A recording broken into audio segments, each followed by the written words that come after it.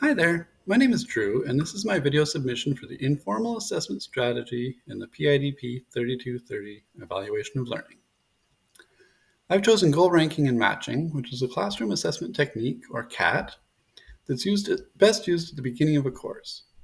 This is CAT number 35, and how it works is, as the teacher, you ask the students to write down a short list of their personal goals for the course, usually 3 to 5, and rank them by priority. You will already have your own list and can compare these goals to those of the students. Then, within reason, you adjust your goals to align with those of the students. You should already have decided which of your goals are flexible, which can be discarded, and how far you will bend on each one. Some of your goals will, of course, be firm, but understanding what the students are expecting will help change the way you approach these non-negotiable outcomes. You may need to get creative, but making the students see why certain goals are necessary will be invaluable to gaining their attention and facilitating their learning. After making these adjustments, the class should be much more user-friendly, engaging, and fulfilling for the students. The results of this CAT also give the instructor a chance to create small study groups of students with the same or similar goals. This CAT also acts as a reality check to determine what Angelo and Cross call the degree of fit, to make sure that the students are enrolled in a course that they actually want to take.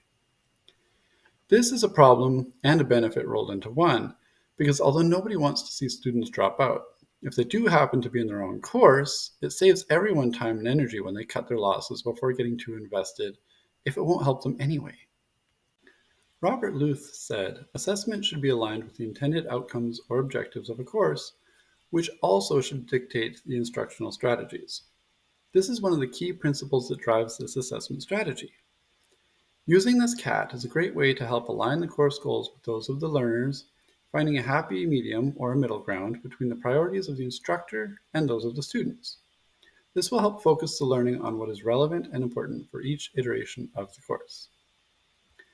The goal ranking and matching assessment strategy will work best if used on the first or second day of class, because this gives the teacher time to adjust the course early enough to set the tone for the rest of the term.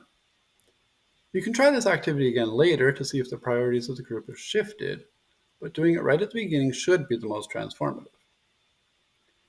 This would be a great CAT to use in any context where some flexibility is possible, but I wouldn't advise it in courses that are about high-level sophisticated science, for example, because there isn't enough flexibility in that setting. That said, there are drawbacks to everything, and one major limitation to this CAT is many students are not used to putting their goals into words. They're used to having the instructor tell them what the curriculum is, and they go along for the ride. This means that we need to be a little extra understanding and patient with the responses we get. We should also be encouraging our students so they're confident enough to write their goals in the first place. This is hard because this particular CAT is meant to be done at the start of the course when we haven't even had a chance to build a relationship with these students yet. On the bright side, this CAT makes students articulate their own learning goals, which helps make them aware of their priorities for learning. This helps develop a big picture mindset. It facilitates the alignment of students and instructor goals, gives the teacher a clear view of what the learners are looking for, and vice versa, so the students can see what's expected of them. Assessment is about seeing what is or isn't working, and this CAT gives us feedback on how to fine-tune our teaching right from the start.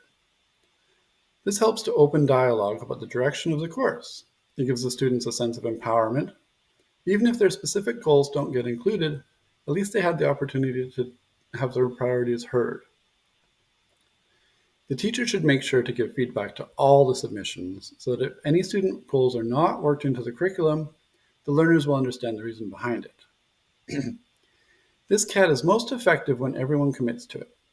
If the students don't take it seriously, or if the teacher is not willing to be flexible and include the goals of the learners, this CAT would be a waste of time.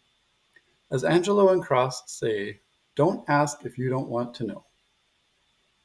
Another best practice for this assessment strategy is, as I said before, make sure to use it early on. This gives you more time to adapt the course goals. One more thing to mention is that some learners have a hard time deciding goals if there's no framework, so it's a good idea to give some kind of outline. Something as simple as the way you introduce the CAT goes a long way. You could try saying, "We're going to set our learning goals for the next 6 weeks." That should help guide them as they think of their own goals.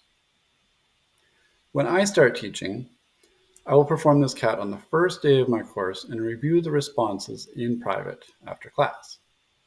After sorting them by alignment, I'll adapt the curriculum as far as I can to include those that are reasonable or relevant. At the next lesson, I'll show the class what my original list looked like, then explain the changes I've made to accommodate their goals.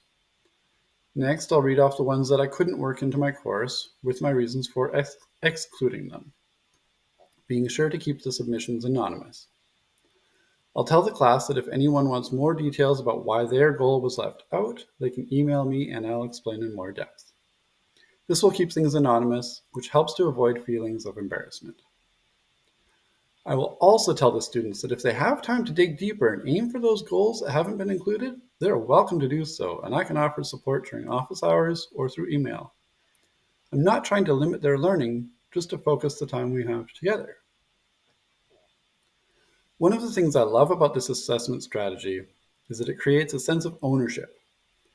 The students become active participants in deciding what we will do, and as Peter Johnson put it, when students take an active role in shaping their education, they become more engaged and motivated, which is one of my non-negotiable goals for teaching. Thank you for watching. I hope you've learned something fun.